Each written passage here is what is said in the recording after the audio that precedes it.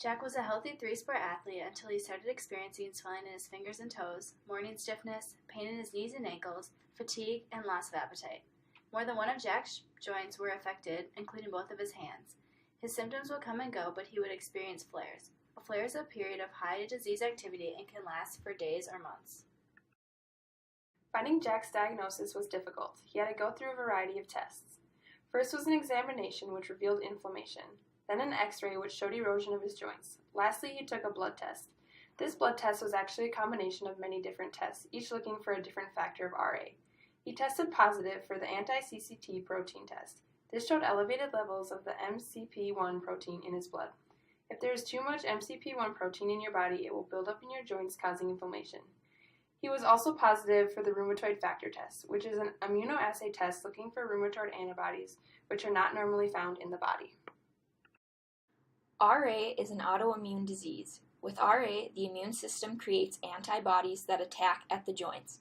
There is no known cause of RA, and it is unknown why the immune system betrays itself, but evidence has shown that genes, hormones, and environmental factors such as stress and trauma play a role. When the immune system recognizes self-modified proteins such as MCP-1, it no longer has complete self-tolerance. It produces autoreactive B cells, antibodies, and T cells. These are what cause autoimmune diseases. By the time symptoms start, the immune system has become stronger and antibodies begin to target a larger range. In patients with RA, these proteins and antibodies target the joints.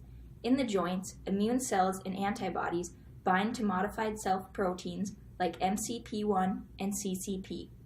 These and the presences of macrophages and monocytes is what induces the inflammatory response of rheumatoid arthritis.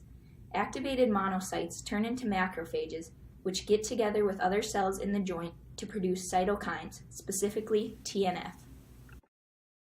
Jack was treated with a combination of drugs including Enbrel. Enbrel is a medicine that helps relieve joint pain and stiffness, fatigue, and helps people get back to doing many everyday activities. It also helps protect joints from further damage. Normally, TNF is a cytokine produced by lymphocytes and macrophages, type of white blood cells.